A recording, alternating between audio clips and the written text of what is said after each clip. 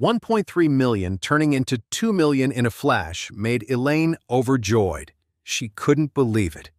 She immediately turned to Harley, her face full of surprise, and asked, "This 2 million, it's really for me?" Harley nodded quickly. "Of course, it's all yours." "Oh, this is amazing." Elaine was thrilled. Seeing Elaine get $2 million back, $700,000 more than her initial investment, the other seniors went wild with excitement. They figured if she got all her money back with a profit, they should too. So a few of them stepped forward and asked, "Mr. Fitzpatrick, what about our money?" Mr. Fitzpatrick quickly looked over at Orvel. Orvel hated the idea of giving back money he'd already pocketed, but he had offended Charlie's family. His life could be on the line. He couldn't afford to be cheap now. He blurted out, "Give it all back." Out of respect for Mr. Charlie, everyone gets their money back, with all the profits. The crowd erupted in cheers, but then Charlie's voice cut through the noise, cold and sharp. "Mr. Orvel, these people have nothing to do with me. What do you mean you're doing this out of respect for me? Are you trying to guilt-trip me into this?" Orvel was taken aback. "Mr. Charlie, what do you mean? I'm a little confused. I don't understand." Charlie said, "Their money has nothing to do with me. If you want to give it back, give it back. If you don't, then don't. But if you dare say you're doing it for me, don't be surprised when I turn on you." These seniors had been mocking him with Elaine just a few minutes ago. Why should he help them get their money back now? In fact, not only was he not going to help them, he was going to make it clear to Orvel that refunding their money would be a big mistake. It would offend him. Orvel got the message loud and clear. "Mr. Charlie, don't worry. I understand." Then he turned to Harley and ordered, "Only refund Mr. Charlie's mother-in-law's money. No one else gets a dime." What? The seniors who had just been celebrating went ballistic. Some started crying and wailing. Some of them started begging Charlie for mercy, but he completely ignored them. This bunch of disrespectful old folks had sneered at and insulted him. Now that they saw he had power over Orvel, they expected him to help them? Were they kidding? Seeing the seniors completely lose their minds, Orvel suddenly shouted, "All of you, shut the hell up! Anyone says one more word to bother Mr. Charlie, and I'll take care of you myself." The group of seniors immediately fell silent, not daring to say another word.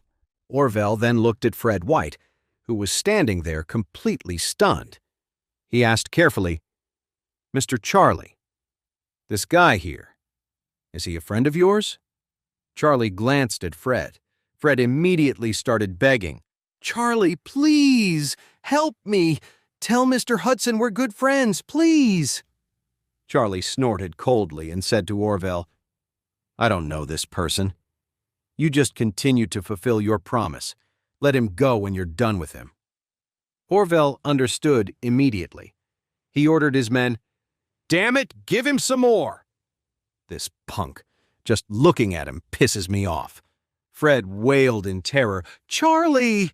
I was a fool. I was so stupid. I beg you to help me, please. I'm begging you." Charlie looked at him and said coldly, "We're not related. We're not friends. I don't owe you anything. But you mocked me over and over again, and now you're asking me to save you? Get real. Stop dreaming." Fred completely fell apart, crying, "Charlie, I really know I was wrong. Please, just help me." Seeing the dark look on Charlie's face, Orvel immediately yelled at his men, "Damn it, what are you guys waiting for? Why aren't you doing anything? Are you looking for trouble?" Several of his men snapped to attention. They grabbed Fred by his neck and hair, and the sound of slapping echoed through the room. Fred's mouth was soon full of blood and a few broken teeth, but the beating didn't stop. Every slap was incredibly hard. Orvel turned to Charlie with a smile. "Mr. Charlie, are you satisfied with this?" Charlie nodded. "Okay, that's enough. I have to go." Orvel quickly handed his business card to Charlie respectfully and said, "Mr. Charlie, this is my contact information. If you need anything in the future, just let me know. I'll be there on call." Charlie grunted, taking the card and putting it in his pocket. Then he turned to his mother-in-law, Elaine. "Mom, it's getting late. Let's go back." Even though Elaine had been slapped a few times, she had made $700,000 in the end. So she was grinning from ear to ear. She was also beaming with pride, seeing how her son-in-law commanded so much respect. Charlie took the money and helped Elaine leave. The other seniors all gathered around Charlie. One of them said with a hopeful tone, "Oh, Charlie, it was your auntie who messed up earlier. We didn't expect you to be so impressive, so young and promising." "Yeah, Charlie, you're a real talented guy, a cut above the rest. My son-in-law is nothing compared to you," another added. "Do you think you could help us? Just talk to Harvey and ask him to give us our money back. It's all our hard-earned savings." Charlie frowned and said coldly, "Why should I help you? Weren't you all looking down on me just a little while ago? If you want your money back, go ask your own perfect sons-in-law for help." After saying that, he just walked away. Hearing this, everyone was filled with regret. They could only blame themselves. The chance to get their hard-earned money back was completely gone. Thinking of this, some of them slapped themselves hard across the face. One man collapsed to the ground in despair, wailing, "That was my nest egg! My life savings, it's all gone!" But there was nothing they could do. They could only blame their big mouths and the fact that they didn't have a son-in-law like Charlie. On the way home, Elaine turned to Charlie with a huge, fawning smile. "Charlie, how on earth do you know Orvel Hudson? Why was he so polite to you?" Charlie just laughed it off. "Me? How would I know a guy like that? I just made a call to a buddy from school, and he was the one with the connections to get Harley to refund the money." When Elaine heard this, she looked disappointed. She was hoping Charlie had some secret power she didn't know about, but it turned out he just had to ask someone else for help. A lot of the excitement she felt vanished in an instant. But still, she got her money back and even made an extra $700,000, which made her feel a little better about Charlie. She leaned in and said to him, "Charlie, you have to keep what happened today a secret for your mom. Don't tell anyone, okay? A woman my age still has her pride, you know." Charlie smiled, a little helpless, but he had no choice but to agree. "I know, Mom." After dealing with his mother-in-law's drama, she took the cash and happily went to the bank to make a deposit. Charlie went straight home. When he walked in, he saw his wife Claire's shoes by the door and knew she was back, so he headed to the bedroom. As soon as he entered, he saw Claire hanging up the phone, a look of surprised excitement on her face. He asked curiously, "Hey, who was that?" Claire said excitedly, "It was my good friend Elsa Gardner. Do you remember her?" "I remember," Charlie nodded. "We went to college together in Aurous Hill. She's from that big family in Eastcliff, right?" "Yes," Claire said. "Elsa's family is a big deal in Eastcliff." Charlie smiled and asked, "So what's up? Is she coming to Aurous Hill to visit?" Claire shook her head. "Not just to visit. She's moving here for a job," Charlie asked with suspicion. "She's from a family like that. Why would she leave their business to come work all the way out here in Aurous Hill?" "I don't really know," Claire admitted. "She said she's going to work at the Emgrand Group. As for why she'd come so far to work there, I have no idea."